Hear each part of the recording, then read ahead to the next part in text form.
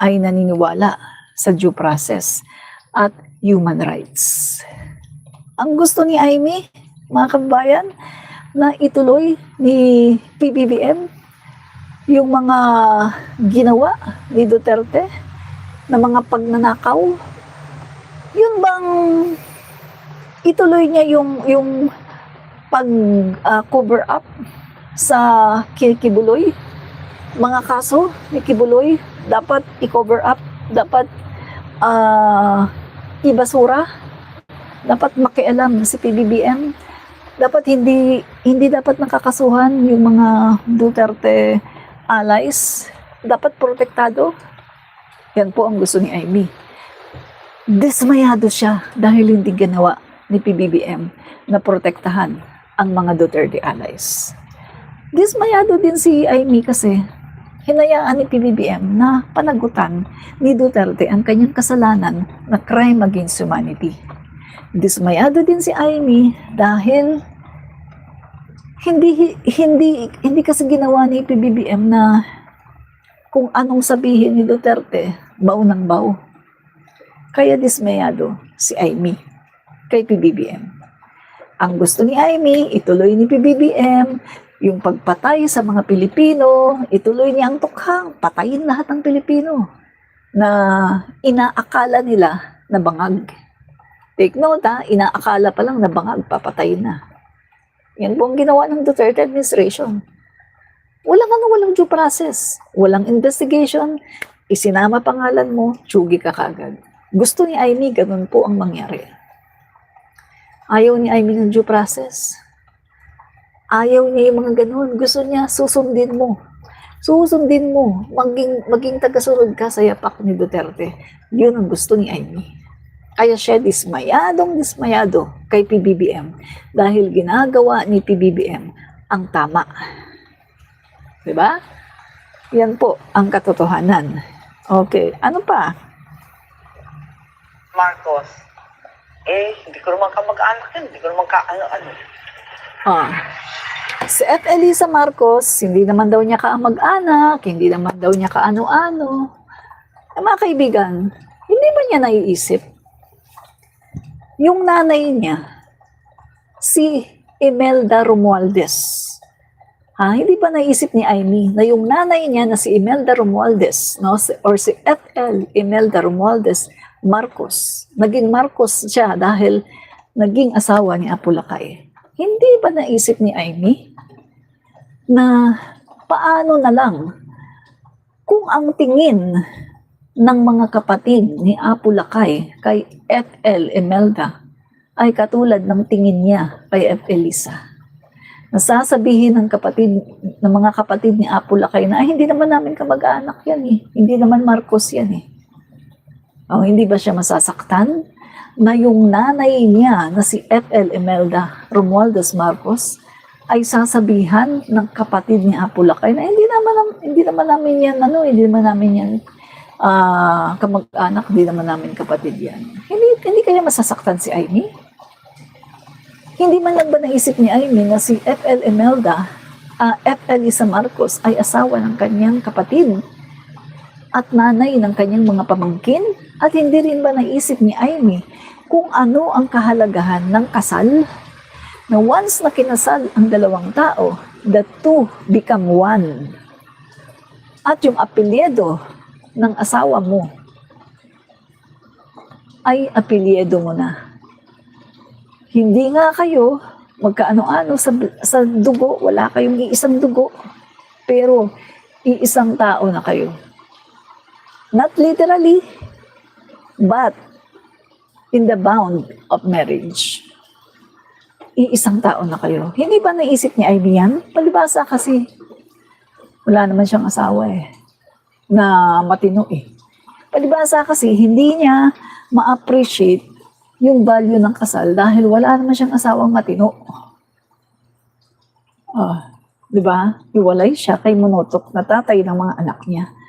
Kaya si F. Elisa Marcos, binabaliwala niya na hindi naman daw niya kaano-ano, hindi naman daw niya relative. My God, anong klaseng pag-iisip yan? Di ba? Anong klaseng pag-iisip yan? mga kaibigan, no? Kaya, eto po, no? Etong si Amy, wala talaga sa hulog. Pangatlo.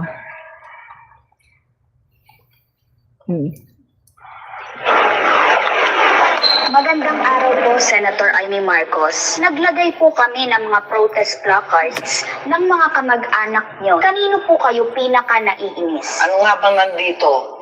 Sandro Marcos. Nanghihinayang ako ka, bata-bata na, damay dito sa gulo. Bongbong. Pati ba naman si Sandro? Anong ano ni Sandro dun? Madamay sa gulo. Kasi kayo yung nanggugulo. Kayo yung nagbibigay ng mga kung ano-anong mga akusasyon na wala naman kayong ebidensya. O, diba? Ano pa? Marcos, nalulungkot lang ako kasi 36 years namin inasam-asam. Bongbong Marcos, Meron pa nalulungkot lang ako kasi Yung kay- 36 years namin yung kay inasam-asam. Speaker Martin. Pinagtrabaho, pinagdasal, pinag-inis, naggagalaiti pa. Yan. Speaker Martin yun, ha? Masayang eh. Martin Romualdez, abay pwedeng sabihin na iinis ako. Nagagalit ako, hindi lang simpleng inis, naggagalaiti pa. Bakit siya nagagalaiti kay Speaker Martin Romualdez? Dahil hindi natupad ang plano nila na pabagsakin si PBBM. Pag upo pa lang ni PBBM, pababagsakin na. Papalitan ni Sara Duterte. Remember the Tambalos loss issue? Remember? Gloria Macapagal-Arroyo lumapit sa mga kongresista, humingi ng suporta na siya ang magiging Speaker of the House. Anong ginawa ng mga kongresista? Lumapit kay Speaker Martin, nagsumbong. Na-demote ngayon si Gloria. Pangalawa, hindi pa siya tumigil. Pangalawang attempt, kumausap na naman ng mga kongresista. Isinumbong na naman kay Speaker Martin. Ayun, natanggal siya sa pwesto. Galit na galit si Sara Duterte kasi hindi na matutuloy yung kanilang impeachment. Dahil mga kaibigan, sugar importation number 1 pa lang, nakaredy na ang kanilang impeachment para kay PBBM. Panahon pa na nandyan si Vic Rodriguez. Sugar importation number 1, nakaredy na ang kanilang articles of impeachment para kay PBBM. Kinumpirma yan ni Sara Duterte. Hindi natuloy dahil yan kay Speaker Martin Romualdez. See? Kaya galit na galit si Amy. Dahil kay Speaker Martin Romualdez, si PBBM ay nakatatlong taon ngayon at hindi pa rin siya natatanggal sa pwesto. Make sense? So yan ang dahilan kung bakit galit na galit siya kay Speaker Martin Romualdez. Diba? Diba?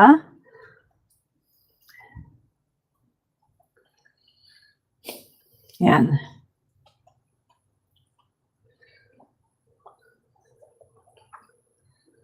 Dali guys ha.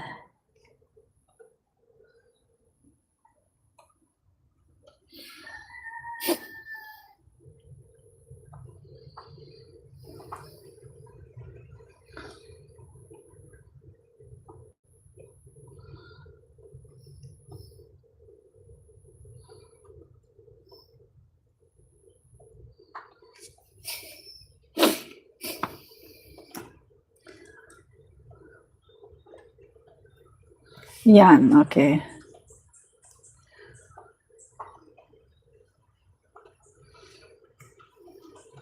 Wait guys ha.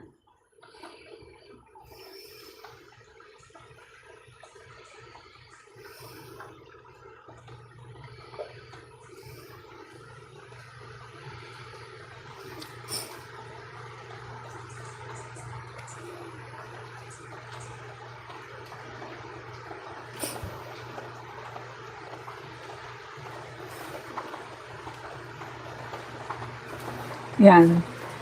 Konti na lang, sabi niya, konti na lang vlogger ni BBM na pasahuran. Tanggal na yung ibang vlogger kasi wala na si Martin.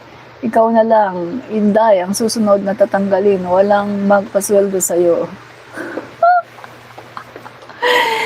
Tuloy-tuloy po ang aking vlog. No? Tuloy-tuloy ang aking vlog. Dahil meron po akong sweldo. sa Facebook at saka sa YouTube, no? Hindi ko po kailangan ng sweldo ng gobyerno. Pero yung nga sinasabi ko palagi, sinasabi ko sa ating Pangulo na kung po pwede, ilagay nyo na kami sa payroll, no? Na para naman hindi, para naman pag sinabing, oy, bayaran ka, at least totoo, no? Gusto ko maging totoo yun na bayaran ako kasi masarap yata ang feeling na, oy, binabayaran ako. Ang sarap ng feeling nun, proud ako niyan, ipagmamalaki ko yan. Bakit? Ang tagal-tagal ko nang sumusuporta sa Pangulo natin, ni Singkong Duling. Wala akong natatanggap. May singkong duling na bayad, wala akong natatanggap sa Pangulo natin. Tagal-tagal ko nang sumusuporta sa kanya. Kaya ang sinasabi ko nga, no, pakiabot, baka pwede niyong ipaabot kay PBBM. Pakiabot niyo na, ilagay na ako sa payroll, bayaran ako, no? Nang sa ganon, maging totoo na ako'y bayaran. Proud pa ako. Pag nagkatotoo, nabayaran ako ni PBBM. Proud pa ako. Bakit? Tagal-tagal ko nang sumusuporta sa kanya eh. Tingnan mo ha. Yung police, nagsiservisyo, may bayad. Yung doktor, nanggagamot, may bayad. Yung teachers, nagtuturo, may bayad. Ako, piniplex ko si PBBM ever since, nung panahon pa ng eleksyon. Piniplex ko siya, lahat ng kanyang mga ginagawa, piniplex ko. Hanggang ngayon, wala akong bayad. Kung serbisyo din yung ginagawa ko eh. Ginagamit ko yung bibig ko, yung utak ko, yung internet ko. Kumakain ako, nagbabayad ako ng internet. Pumupunta ako sa event, tapos walang bayad. Kasi yung Pangulo namin, kuripot. Sorry, Mr. President, pero totoong kuripot ka. Pero, okay lang sa akin. Kasi, yung support ako sa aking Pangulo ay from the heart. From the heart. Kaya kahit na walang bayad, sumusuporta ako. Pero just in case nabayaran ako, proud ako, tatanggapin ko yan ng buong puso. At ipagmamalaki ko pa sa inyo, ay, sweldo ko, sinweldohan ako. Diba? Hindi katulad sa inyo mga DDS, na hindi talaga kayo kumikilos para suportahan ang inyong kulto na Diyos hanggat hindi kayo nakakatanggap ng sahod. Mga pinapasahuran kayo, yung mga influencer nyo, yung inyong mga DDS vloggers, mga pinapasahuran, 2 pa ang nagsasahod, pati yung bansa na nambubuli sa atin sa West Philippine Sea, sinasahuran sila. Diba? Yun.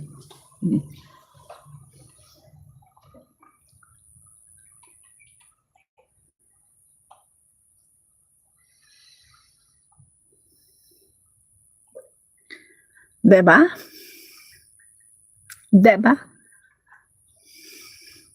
Ano?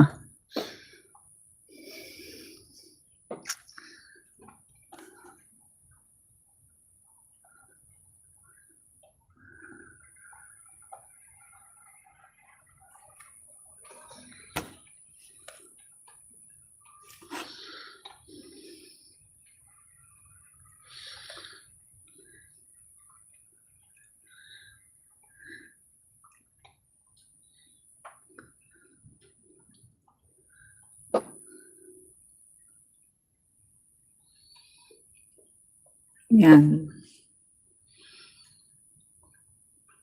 Okay. Yan. Because meron lang akong sinagot, no? Very important. So, basa pa tayo dito.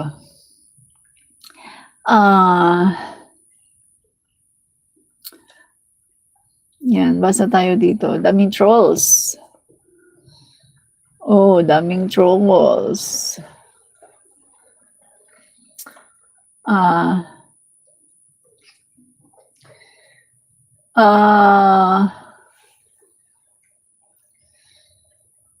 Oo nga, no? Puro peke ang account ng mga DDS trolls, no? Oo. Puro peke ang account ng mga DDS trolls. Feliciano Tolentino, mahal namin si PBBM. Hindi kami papayag na tanggalin si PBBM.